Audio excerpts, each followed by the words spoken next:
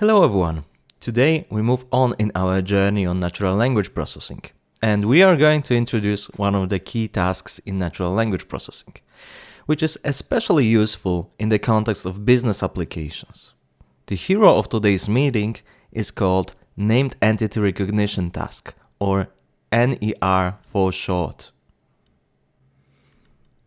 As always, let's start with a short outline of our lecture. We start with the definition. What is named entity recognition?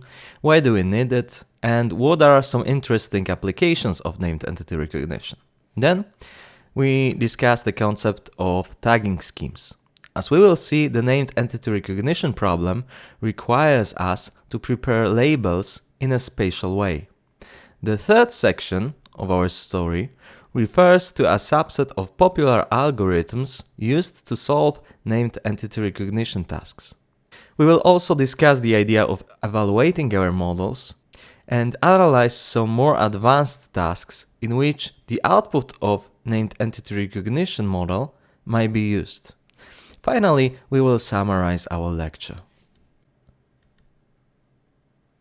In previous lectures, we discussed the idea of generating context-aware word representations that were used for various tasks. Frequently, we discuss the idea of generating word embeddings that could be aggregated into one vector for the purpose of the classification task, which focused on assigning one or more labels to whole documents. Named entity recognition is a similar task of assigning labels to texts. However, instead of labeling whole documents, here we would like to extract short fragments of text and assign labels to them. Consider the following example. You receive an email. Hi David, I would like to meet you on Friday 27th February. What time do you prefer? Please call me so that we can discuss details. My phone number is, and here's the phone number. Regards, Mark Johnson. In this email, we have several interesting pieces of text, which could be interesting from our perspective. For example, we have a date, Friday 27th February, a phone number, and the full name of the sender, here Mark Johnson.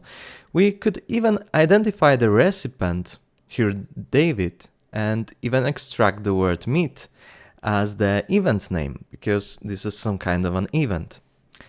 All those interesting fragments of text might be interpreted by our products.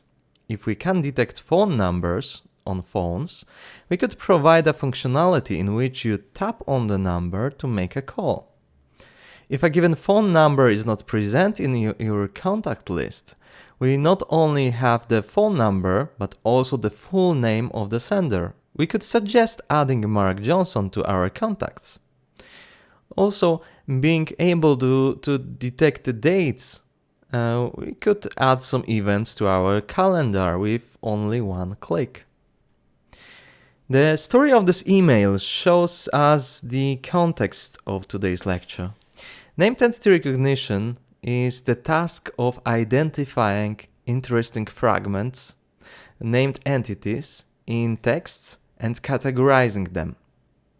The list of categories we would like to extract is defined by us, and most frequently we used methods of supervised learning to teach the model how to identify the fragments based on a set of examples provided in the training set. Here in this slide we observe 5 distinguished named entity types: recipient, event name, date, phone number, and sender. All of them represent categories of things that might be represented using various pieces of text. There are a lot of possible expressions referring to dates or phone numbers, and we have about 8 billion potential senders and recipients. Because those named entity types are categories of things, the way those entities are built or the contexts in which they occur might help us to identify them. For example, email addresses are built in a specific way with the @ character and some domain name. Similarly, the phone number is quite characteristic because it consists of several digits. Moreover, the names of companies might be inferred from the context, because when we see the reference to a company that we never heard of, we can simply look at the context to identify that this is probably the name of a company. There are various formal definitions of named entity recognition task. I gathered a small sample of those in this slide. I selected those that I found the most interesting. BERT and Rosset define named entities as mono or multi-word expressions belonging to a potentially interesting class for an application. This definition is quite straightforward, but it points to an interesting challenge we will come back to in a minute. Named entities might be composed of single tokens, but also sequences of tokens. Novel defined named entities as follows. Named entities, when disambiguated, appear to denote mental objects in a stable manner, allowing the creation of a logical representation. This definition emphasizes the fact that named entities refer to well-defined categories. Finally, Juravsky and Martin use the following definition. A named entity is everything that can be referred to with a proper name. And also, in the same book, in the same source, they mention that the notion of named entity is commonly extended to include things that are not entities per se, but nevertheless have practical importance and do have characteristic signatures that signal their presence. As we can see, those definitions focus on detecting some mono or multi-word expressions that refer to some categories which can be named and which are useful for our needs. And the idea stressed out by BERT and Rosset that named entities might span over multiple tokens has some interesting implications that we will discuss in a moment. For now, let's think about how our model can solve the problem. Named entities span over tokens, so having some input text, let's tokenize it first. Then we can apply a sequence stacking approach. Assume that we have a tokenized text. George Washington visited Washington, period. And a set of labels we want to relate to those tokens. Here we have surnames and locations. Our model could classify each token, assigning the label surname to the first Washington's occurrence and the label location to the second one. As we can see, the word Washington is polysemic, so the information about the context is required to assign correct labels. Finally, we can introduce some special label O, representing all other uninteresting from our perspective tokens that do not form named entities, so that our solution assigns each token in our sequence one of the labels O, surname, or location. Great! We treat the problem as a token level classification here, but is it enough? Sometimes yes, but in general, no. Assigning each token a label indicating a category, as presented in this slide, works great until we encounter two challenges combined. Named entities might consist of a sequence of tokens, they might span over multiple tokens, and named entities might be located next to each other, as in the example in this slide. Imagine the following scenario. We process a tweet in which someone puts 3 cities next to each other without using commas. There exist some bad people that don't use commas.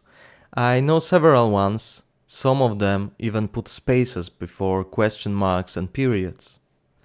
In the following sequence, locations of the event Poznań, Gdańsk, Warszawa, all cities are marked as locations. Great, wait, no. How can we decide whether those 3 tokens represent 3 separate locations or a single location consisting of 3 tokens? Or maybe there is some pair of cities where the first one is called Poznań Gdańsk and the second one is Warszawa. Using this way of assigning labels, we don't know. We might enrich the set of our labels using the BIO, alternatively named IOB scheme. BIO refers to 3 kinds of entities we may have. O refers to the case already described. O is used to tag all tokens that are not related to any entity we want to extract. B refers to the first token in a sequence representing an entity. B stands for the beginning of the entity.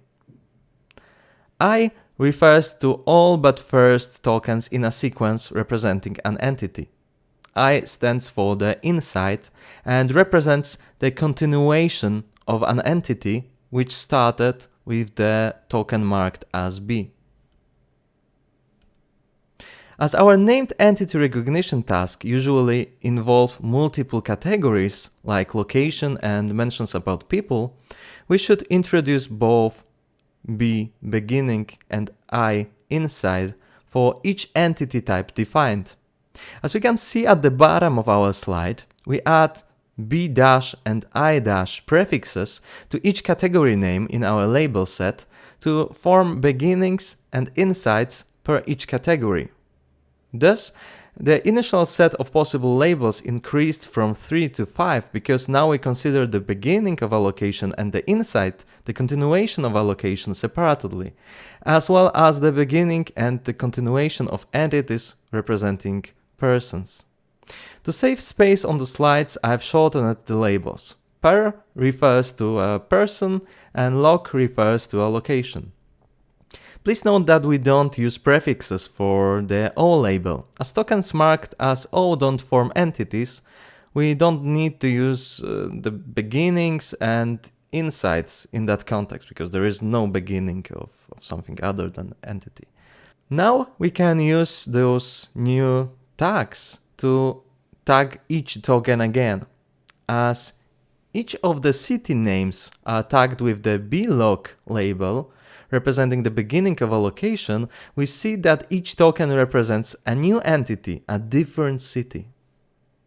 Similarly, considering a sample input dark blue, light green, from which we would like to extract entities representing colors, or col for short, we could use the following tags to state that the first 2 tokens, dark blue, represent the first color, and the second 2 tokens represent some other color, here light green. We know this because dark and light are prefixed with the B letter, so that we know that these tokens are the beginnings of new entities, and because blue and green tokens are marked as continuations of entities started with B. However, some problems might be solved achieving higher quality if we use another tagging scheme that is even richer in information. There are 2 popular schemes that are supersets of the BIO scheme, and both of them refer to the same idea using only different names. These tagging schemes are BILOU and BIOIS. In both schemes, the BIO part represents the same cases as in the previous slide, but they add some additional prefixes that can be added to our categories. To mark the last token in our entity, we might use the L prefix coming from the BILOU and the E prefix coming from the BIOS.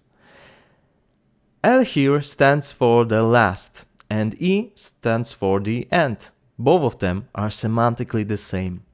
Also, in case when an entity mention consists of only 1 token, the authors of BILOU and BIOIS propose to mark them using a special prefix, U or S, instead of tagging them using B prefix representing the beginning of an entity consisting of a single token. The U letter in BILOU stands for unit, and the S letter in BIOIS stands for single. So also here, the interpretation of both letters are the same. Sample text tagged using the BILOU scheme is shown on the slide. The sequence Washington is a famous city because the president of the USA lives here is tokenized. And the first Washington token obtains the ULOC label representing the unit location, a location that consists of only one token, and the president of the USA is also tagged. The first token, obtains the B-person label, which stands for the beginning of an entity representing a person, while the last token, the USA token, obtains the L-person label, which stands for the last token in an entity representing a person, and all other tokens between the beginning and the last token obtain I-person label, as these are the insides of the entity. You might wonder, why would I use these tagging schemes instead of simple bio? And the answer is, it depends on the problem. While the most popular tagging scheme is indeed bio, because it is a simpler one, sometimes using BILOU or BIOEs increases the quality of the model, increases the quality of the solution, but sometimes it doesn't help. Usually, we need to verify it empirically by doing some experiments. However, we can assess to some extent whether we might benefit from using BILOU or BIOEs if we keep in mind how those prefixes help us solve problems. Today, neural networks are ubiquitous in the world of natural language processing, so they also dominated the named entity recognition task. We can imagine a neural network that assigns one of the predefined labels based on the output of some softmax activated layer, like the one presented here in the slide. For each possible label, we have exactly one output neuron assigned. If a given token represents, for example, the beginning of a location, the first neuron should output the highest probability. This slide shows us that each output neuron specializes. Each of them tries to detect the label it is assigned. We might consider utilizing BILOU or BIOEs tagging schemes in all cases where the endings of entities are quite characteristic and where single token entities are also quite characteristic. If there is some specific quality that makes single token entities characteristic, maybe it is worth introducing a separate neuron, learning to detect only such cases. Similarly, if we have some specific quality that makes our last tokens in multi-token entities special and different from other tokens that are continuation of an entity, maybe it is worth introducing a separate token, a separate neuron, learning to detect only such cases, like this one and this one.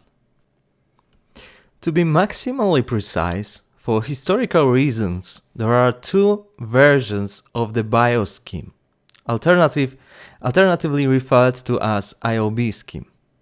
The scheme we described in the previous slides is the newer version 2, which is frequently referred to simply as the BIO scheme. To avoid confusion, it is always preferable to specify whether we use the original BIO or BIO version 2. The historical BIO scheme differed only in one aspect. The B prefix wasn't used at the beginning of every new entity. Instead, the B prefix was used only for those entity starting tokens which were preceded by another entity of the same type. Otherwise, we used the I prefixed token to start a given entity. As we can see in this slide, in the original BIO scheme, if before a given entity there is no another entity of the same type, but there is, for instance, the beginning of the sequence or a token marked as O, we use the iLock and iCall. labels, even if they represent first tokens in an entity. The B prefix was reserved only for those situations where we needed to mark that a given token marks a new entity. Otherwise, we would generate ambiguity we already discussed. However, from the perspective of neurons in the output layer of the neural network, this old bio-tagging scheme introduced some representation inconsistency. The same beginning of a given entity, for example, place, would sometimes be marked as B place and sometimes I place, depending on the previous labels of the previous tokens in a sequence. For this reason, many people start each new entity with B using the bio version 2 tagging scheme, and frequently it's the default option here. Now, as we described the problem, we know how the output can be generated. We know that the training set might consist of pairs of a given token and the expected label prefixed using the bio or BILOU BioEase scheme. We might discuss some of the most popular architectures used to solve named entity recognition task. The website called nlpprogress.com collects the list of the most popular tasks in natural language processing, among which we have the named entity recognition task here. If we click here, we obtain a ranking of solutions per a given dataset. And those solutions are ranked according to some selected quality measure. Here it is F1 score. As we can see in the list provided, there are some approaches that recur frequently, like the LSTM layer, which is here and here, and also here we have by LSTM, next by LSTM. This is Elmo, which is based on LSTMs, LSTM, more LSTM. Yeah.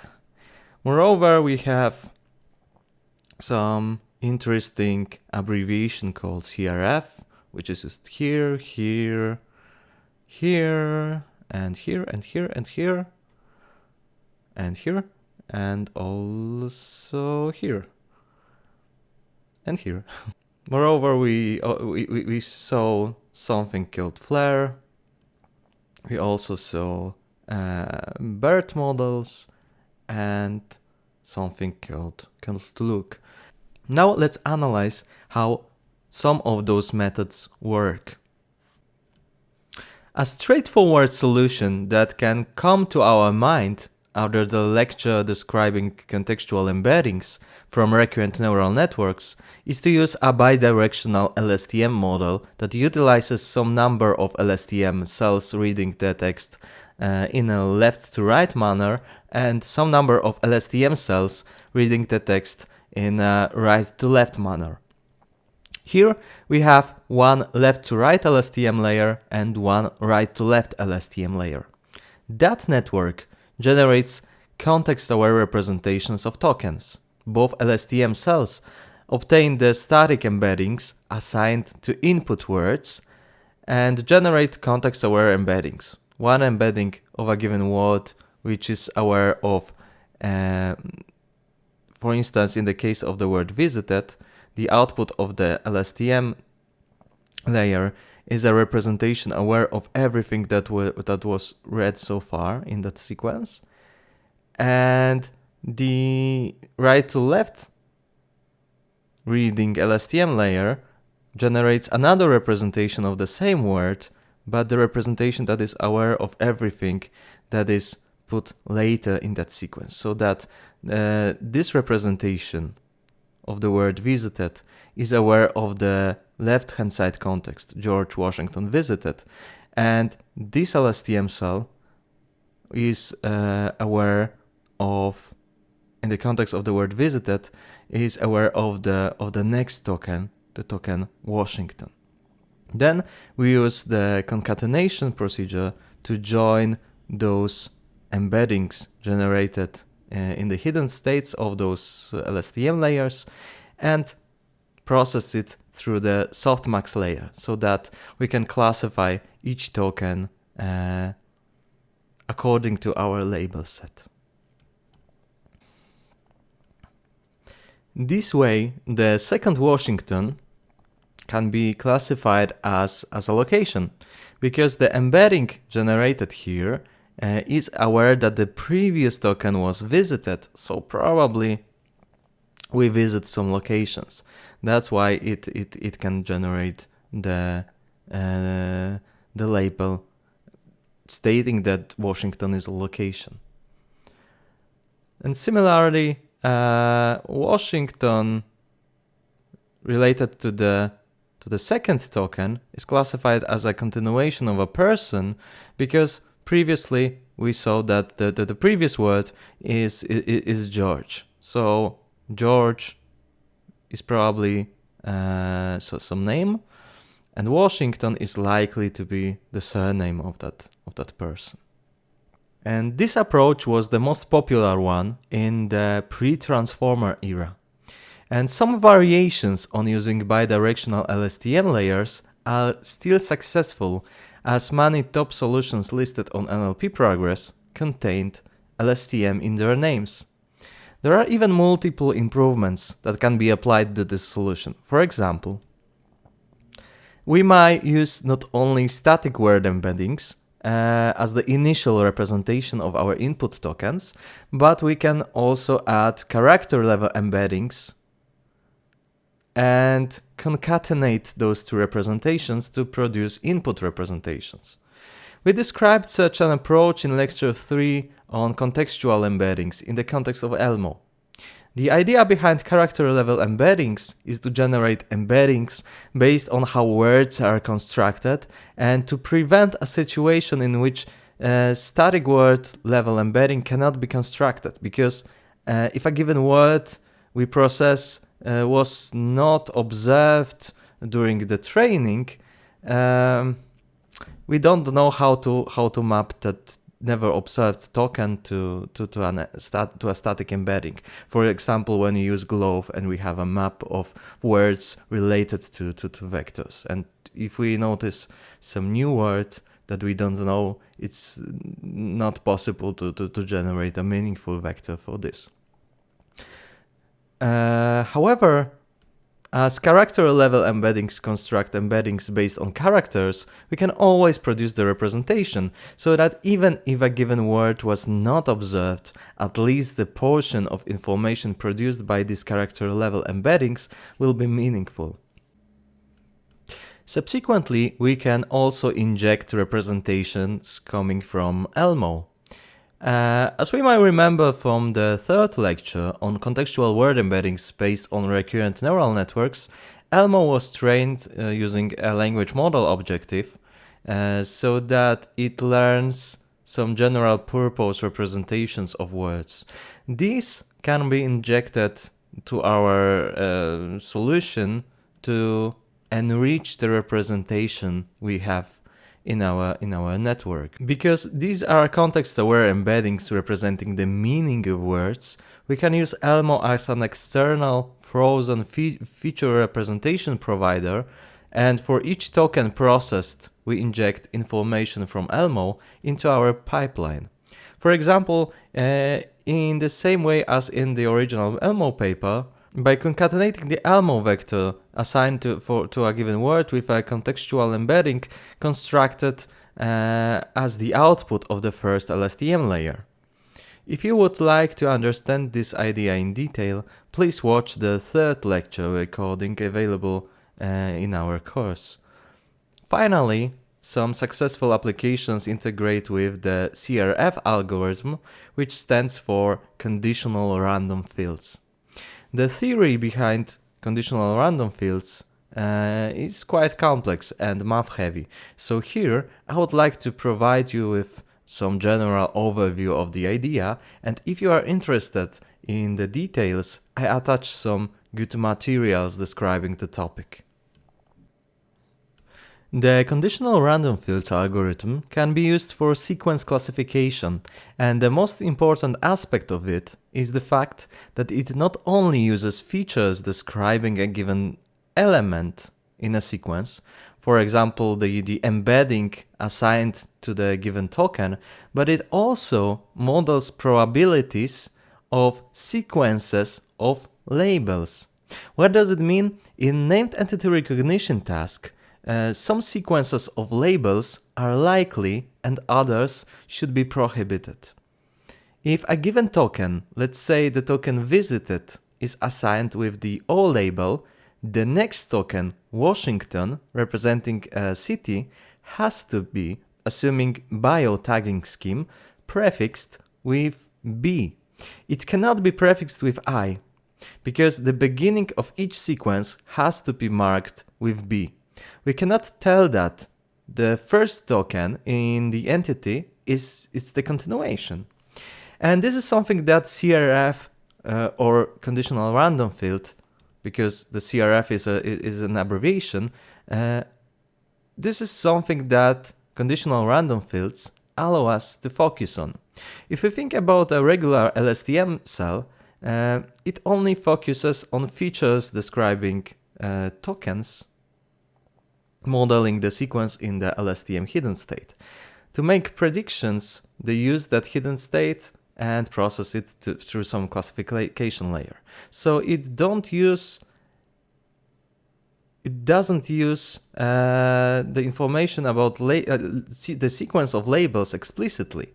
So joining it with conditional random fields allows us not only to look at those features describing tokens, but also check which sequences of labels are the most probable ones. Fortunately, in the world of neural networks, conditional random fields can be implemented as a single layer used in the network, and there are several attempts to create a library integrating with PyTorch so that we can simply import that layer and use it in our code.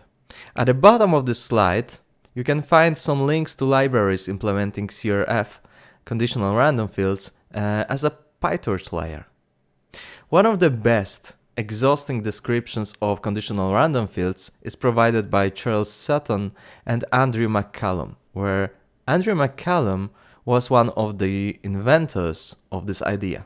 You can find a link to the tutorial here on the slide. However, be aware, it's long, it's 35 pages long and math heavy. Fortunately, in the context of natural language processing, we mostly focus on a specific class of conditional random fields called linear chain conditional random fields. If you prefer videos, Hugo Larochelle, the lead of the Google Brain team in Montreal and an adjunct professor at a university in Montreal, gave a great series of short lectures on conditional random fields that is available on YouTube. The video linked in this slide is the second one in the series. It's short, it's about 8 minutes long and describes the idea very intuitively. Finally, if you prefer looking at some code, there is a great tutorial on how to code conditional random fields in PyTorch and integrate it with LSTMs. A link to that tutorial is also provided here in the slide. Looking at the ranking of solutions, it seems that it's always worth to add conditional random field layer when using LSTM networks for named entity recognition. An alternative family of solution is based on the BERT model instead of LSTM. We focused on BERT during the last lecture. To shortly summarize this approach, we use the transformers encoder to embed each token in our sequence so that we obtain one context-aware embedding for each token. These embeddings are richer in information as the self-attention mechanism allows us to obtain a true bidirectionality, as compared to constructing bidirectional representations from LSTM, which are concatenations of two LSTM reading left to right and right to left. Processing a given token, the left to right one sees other tokens than the right to left one. And this is a major drawback that self-attention solves. Then we can use the embeddings generated by the top-level encoder blocks and add a classification layer on top of each token's representation to classify each token to our label set. This simple approach generates very strong results. The BERT large-based named entity recognition solution achieves 92.8% of F1 score on the task referenced in nlpprogress.com, whereas the top-performing solution achieves 94.6%. So this simple BERT-based solution is only 1.8% percentage points worse than the best existing one solution regarding F1 score. Recently, some modifications of BERT-based solutions were also proposed. In the paper Look Deep Contextualized Entity Representations with Entity-Aware Self-Attention, the authors Ikuya Yamada and others discuss how we can reuse the Roberta architecture and make it more aware of the entities mentioned in the text. The authors provide this description of their work in the abstract of the paper. Look is trained using a new pre-training task based on the masked language model of BERT. The task involves predicting randomly masked words and entities in a large entity annotated corpus retrieved from Wikipedia. We also proposed an entity-aware self-attention mechanism that is an extension of the self-attention mechanism of the transformer and considers the types of tokens, words, or entities when computing attention scores. This can be seen in this slide. When pre-training, the authors feed the network with documents from Wikipedia and use the entities marked in the Wikipedia as additional inputs introduced after the SEP token. Both random tokens in the original text and some entities are masked at random, so that the representations learned should be useful to predict what is hidden behind those masks. To distinguish entities from other tokens, the authors propose to introduce new entity type embeddings, which are added to the representations of entities only. As we have two kinds of inputs to the network, regular tokens here, and entities separated using the SEP token, the authors decided to introduce a modification to the calculations of the self-attention scores. We already discussed it in the context of transformers, that there are several ways of calculating similarity between vectors. So far we used the dot product to calculate the similarity between keys and queries in the attention mechanism, but the authors utilize several possible transformations depending on the situation. We use different transformations if both elements compared are words, different when only one of them is a word and the other is entity, and these situations are not symmetric, and a different one if both of them are entities. This way, the network learns relations between words and entities better. When applying the pre-trained network to the named entity recognition task, they need to provide some candidates in the entities section. But when using the model at the inference time, we search for those entities. Our goal is to find where those entities are. So to solve them, they use exhaustive search. They verify each possible n-gram and try to classify it. So it might be time consuming because from a given input sequence, we generate all possible n-grams and then verify whether a given n-gram represents an entity and then try to classify that entity, whether it is a person, a location, or something different, or something that is not an entity. And the LOOK model is the second best approach today. It's ranked second in the nlpprogress.com website. Yet another very popular alternative that produces great results is FLAIR. In general, FLAIR is an NLP framework which allows us to solve various NLP tasks, combining various types of embeddings easily.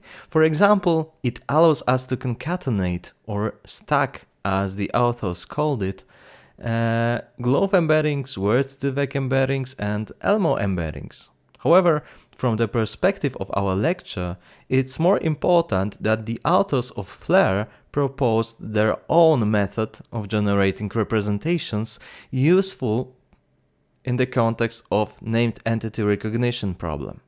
In the paper entitled Contextual String Embeddings for Sequence Labeling, the authors of FLAIR proposed to train a bidirectional language model that works on characters rather than whole tokens. That means that the left-to-right language model that consumes a sample input sequence GEO should be able to predict that in the sequence the next character should be probably R. Similarly, the right-to-left model consumes characters in a reverse order, so it should be able to predict that before the characters N and R, the previous one should be O. Those language models are based on LSTM cells, so we can extract the embedding representing the whole sequence read so far after reading a given character. Then they used those language models to generate embeddings representing words. For a given token, for instance, the token Washington presented here, they used both language models to construct a single embedding representing this word. They used the hidden state of the LSTM cell generated after reading the whole word Washington. So if we have a left to right language model, we process all those characters here, and after processing the last character, the character N, we obtain the embedding which will be used to construct the embedding of the whole word. Similarly, they used the output of the right to left model so that in the context of Washington, the state after processing the first character is also extracted. This is a vector, an embedding, which represents the meaning of that word Washington in the context of everything that is put later here in this string. And to produce the representation of the word, they propose to concatenate those vectors. So first we have a vector that have read the whole sequence character after character, and we extract the hidden state after reading N here. We have some embedding, and we concatenate it with the embedding produced by the second language model, which processes our sequence right to left, and the output generated before reading, after reading the character W, but from right to left perspective, is also extracted and also used to produce the embedding of the full word. So if we concatenate those two representations, we assume that we have an embedding representing a given word. Here, the word Washington. This way, we construct word embeddings, and now we can move to processing tokens instead of single characters, because we construct representations of whole tokens. The authors of the paper suggest that it might be beneficial to further concatenate these representations with glove embeddings so that each token is represented using both character level embeddings and glove vectors. And it's a similar situation to some already discussed solutions where we join those two embedding types. These concatenated representations are then fed to another BLSTM layer working on those representations, and finally the output of the hidden state is used to classify tokens.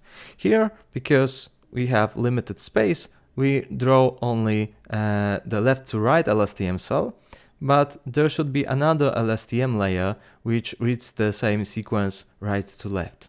And finally, the output of this should be used to decide whether a given token represents the beginning of a person or the continuation of the person, etc. Those rectangles, red, green, and blue, represent various representations, various embeddings. The red one represents the right to left character language model output.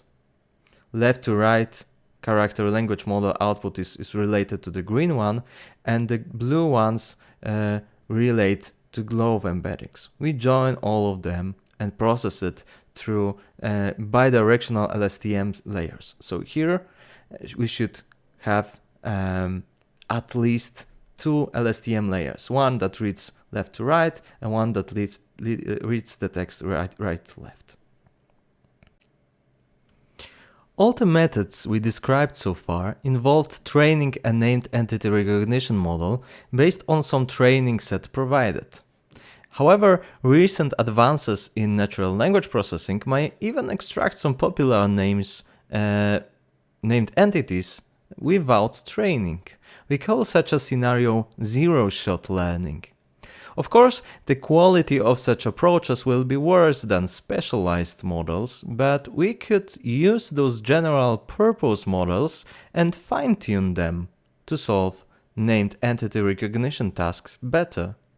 The first of the models handling zero-shot scenarios is already known to us. The FLAIR model was trained to transform one sequence of text into another, where the training examples were various tasks to be solved, about 2000 tasks.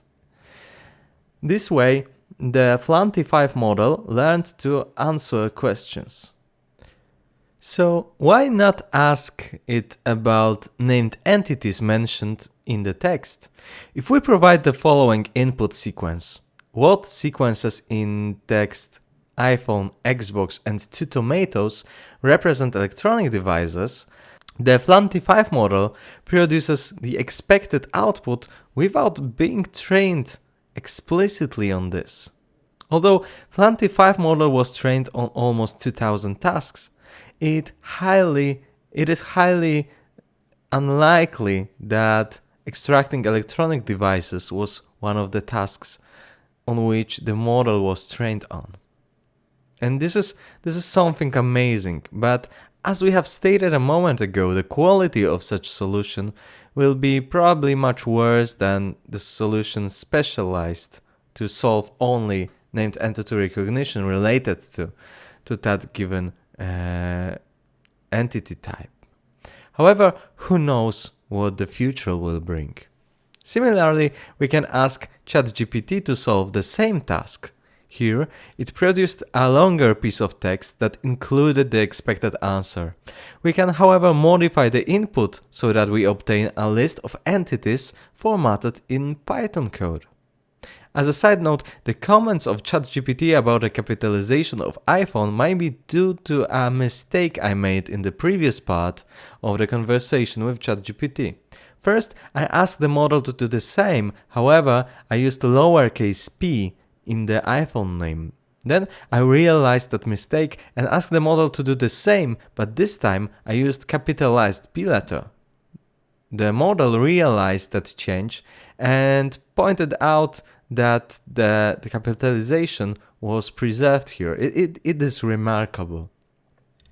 Finally, we might even use solutions based only on the decoder part of the transform architecture. This kind of approach will be described in one of the subsequent lectures when we will focus on the GPT family. Models such as GPT are used to generate continuations of a given text. If we provide some initial context, they will add next probable tokens to it, writing a completion of the input sequence. If we construct the input appropriately, for example simulating the Q&A session marking the question and finishing our context with the answer word, we might encourage the model to provide an appropriate answer to that question. Considering the following example, question what sequences in the text I bought an iPhone 12, Xbox and 2 tomatoes represent electronic devices, and following this with the word answer, the next probable words will be most probably the words representing the answer. Finishing our context with the word answer might encourage our model to provide an appropriate answer to that question because this is the most likely continuation of the input. This way we can use GPT-2, 3 or 4 to generate answers similarly to ChatGPT or Flanty 5, but this is something that we will focus on later. When we look at the ranking provided on nlpprogress.com, we see that from the methods described here, the best results can be obtained using Look. However, we have to remember that Look evaluates each possible n-gram, so it might be quite slow. And also, it utilizes Roberta model, which is very large. Alternatively, models based on BERT are also excellent, but they require a lot of memory and might also be quite slow because of the number of computations involved to produce embeddings. For example, BERT large contains 340 million parameters. Alternatively, LSTM with CRF-based or FLAIR-based models are also very good. They do not provide the best possible quality, but they don't produce bad results. Moreover, they might be more lightweight and quick than Look or BERT-based solution. The decision on which model to use must be based on an analysis of what costs we can handle and how good our solution should be. Now, as we know several approaches of solving named entity recognition task, we should discuss the evaluation metrics, because here the situation is a little bit more complex than in the case of document classification. Similarly to regular classification, the most popular evaluation metrics are precision, recall, and F1 score, so that we will focus here on these metrics. For each sequence in the evaluation phase, we have the expected labels encoded using a selected tagging scheme. Here we use BIO, or more precisely BIO version 2.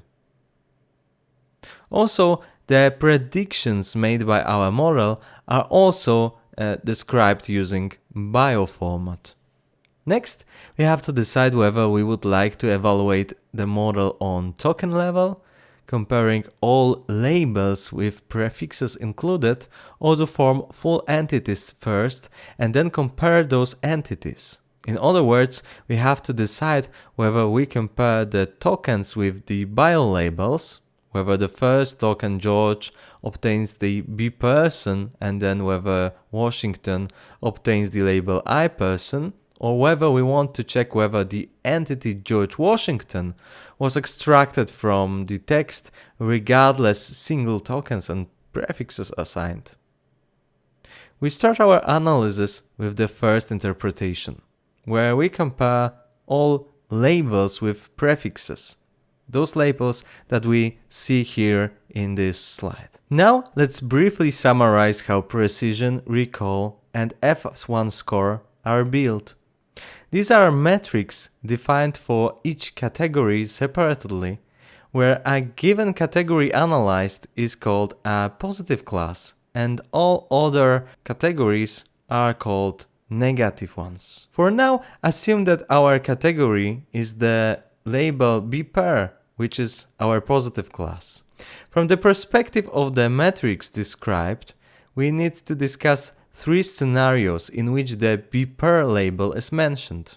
First, the true positive scenario is considered when at a given position the expected label is BERT and our model assigned the label BERT. Then we assign the label correctly. We call that true positive because the model provided the true answer, and because we calculate the metrics for the BERT label, this label is called a positive label. We would like to generate as many true positives as possible. True positives are frequently represented using TP for short.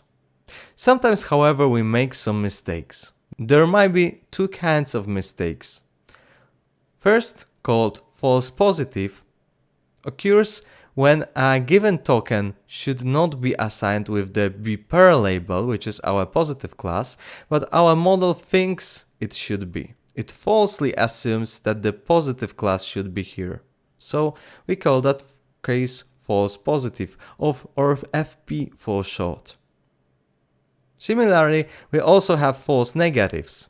If a given token should be assigned with the BERT label, but our model classifies it to another class, we have a situation we call false negative, or FN for short. Here, we falsely assume that a given token does not represent the positive class.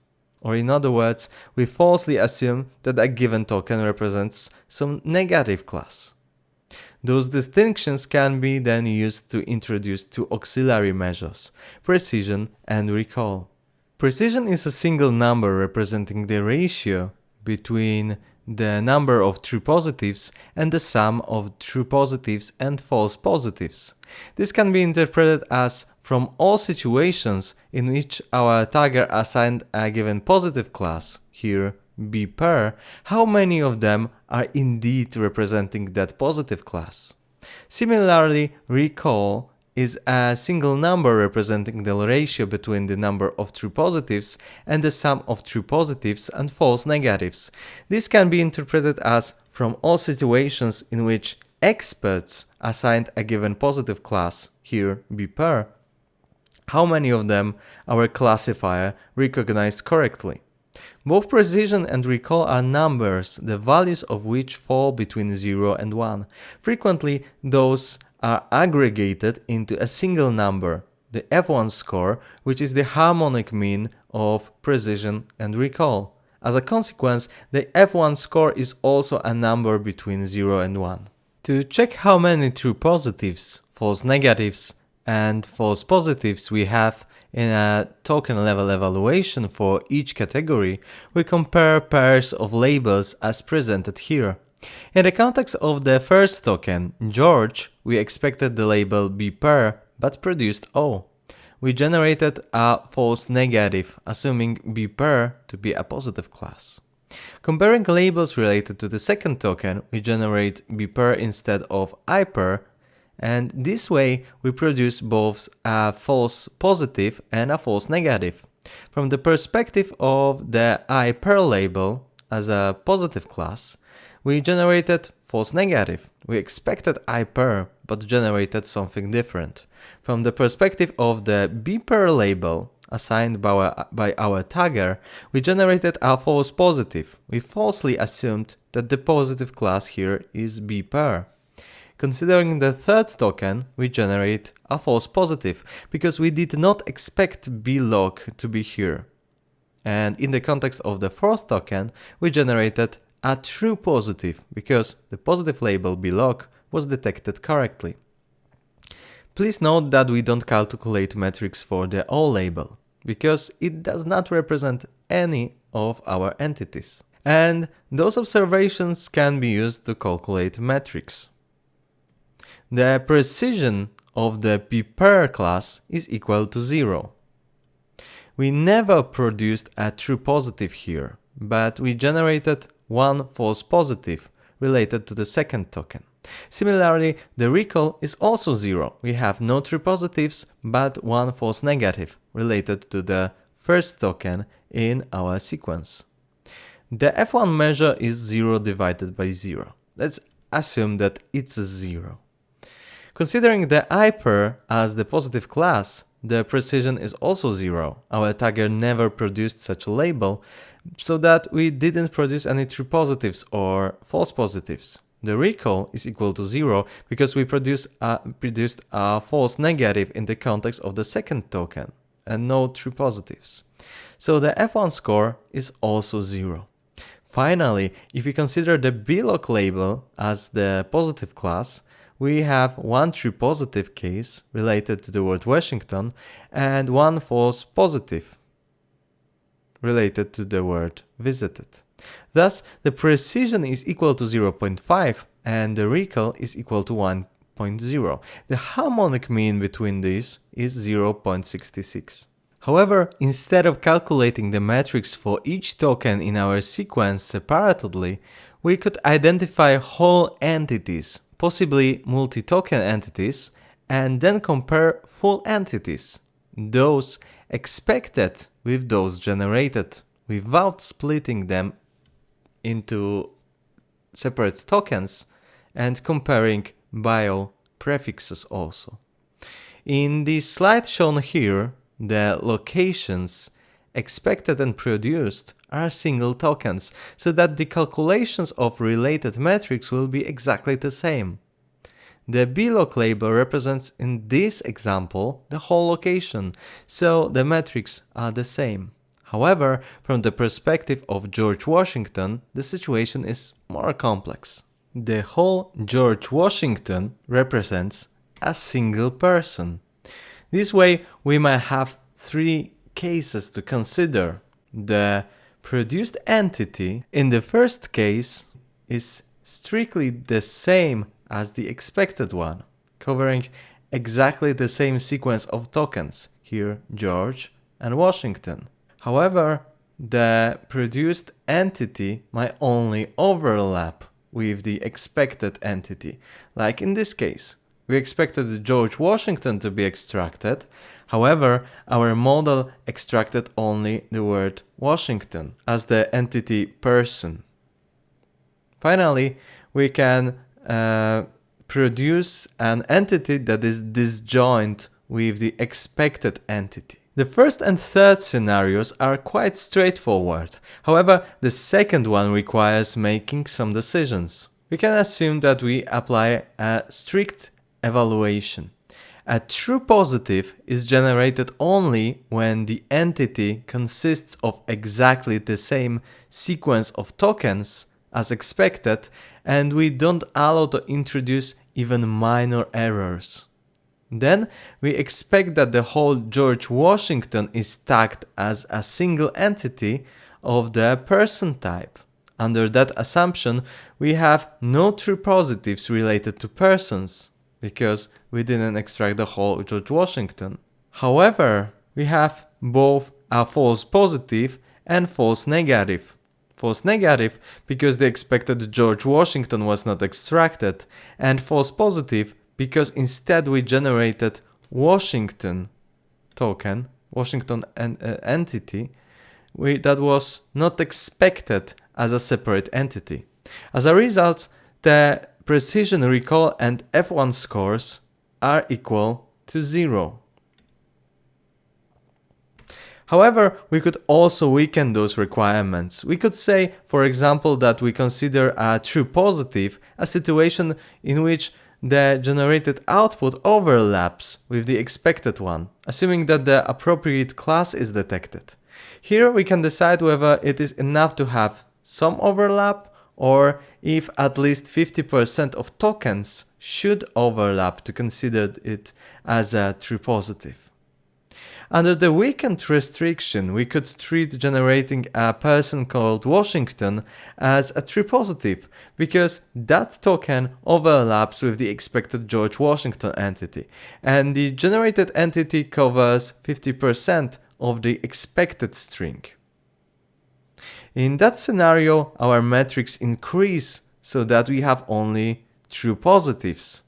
One small change changed the scores completely. However, because of this variety of interpretations we have to document our decisions, specifying what things we considered as true positives. Having precision recall and F1 scores calculated for each entity type or each label with bio, BILOU or BIOIS prefixes can help understand the weak points of our tagger.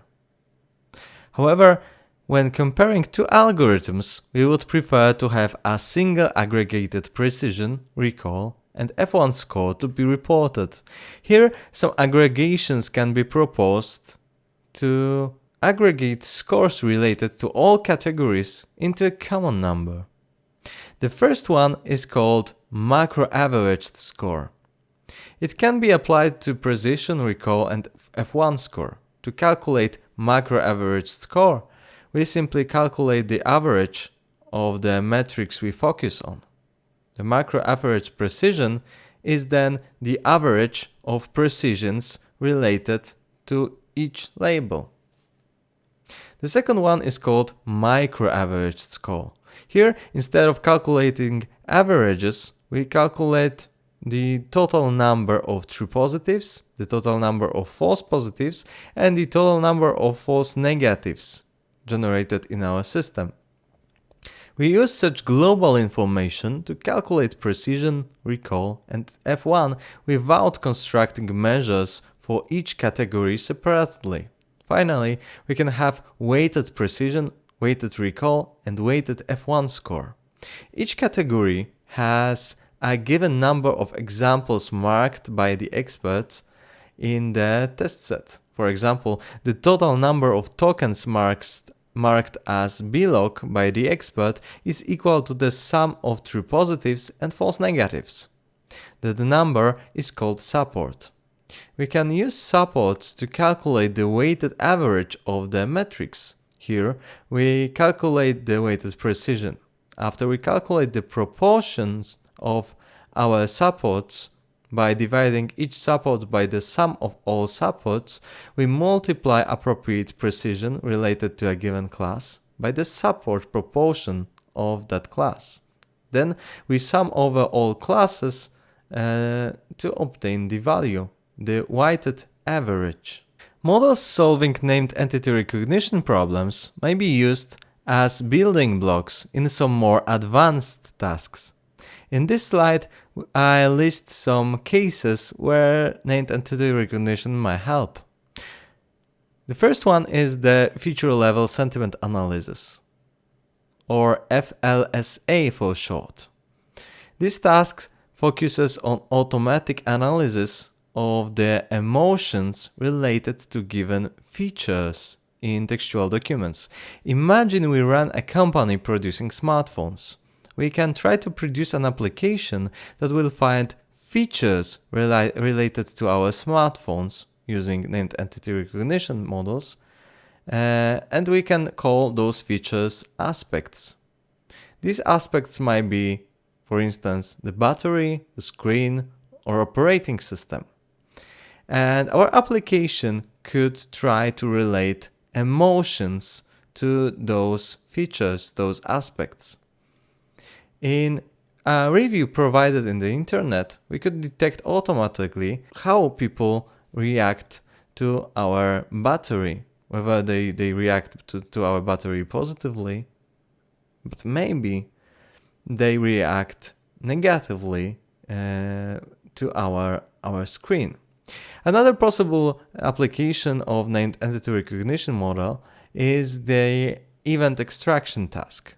If we manage to detect dates, mentions about persons, and locations, we could assume that if those information are presented close to each other, they might represent events, as each event has some participants, some date, and some place. We could even try to detect relations between interesting fragments of texts. Here, the entities extracted using the named entity recognition model might be classified together to detect what relations are there between those entities. As we can see in this slide, if we extract the entities Mark and Microsoft, we could relate those entities with works at relation. Named entity recognition would be also useful in the context of coreference resolution. In that task, our goal is to detect which pieces of text refer to the same entities. Here, we should be able to detect that the word it refers to the entity paper. Finally, the ability to detect entities might be used to produce knowledge graphs. These are graphs with entities in the nodes and relations between them. It can be useful in the context, for instance, of question answering systems. And this concludes our lecture. Today we learned what is named entity recognition task, why do we need it, what are the popular approaches, and how we can measure the quality of the model, as well as how we can encode the labels. We see that named entity recognition focuses on extracting short fragments of text and classifying them. The most popular approaches are based on contextual embeddings: BERT-based, RoBERTa-based, stacked embeddings utilizing word level and character level embeddings. Also, we see that it is beneficial to utilize the CRF layer as it models probabilities of sequences of labels. So we can not only focus on the representations of tokens, but we can also focus on the sequences of labels. And in the future, a promising scenario is to use seek-to-seek approaches based on transformer, like the T5 model, or maybe use some decoder-based models like GPT to solve that problem in a zero-shot manner, if it is possible.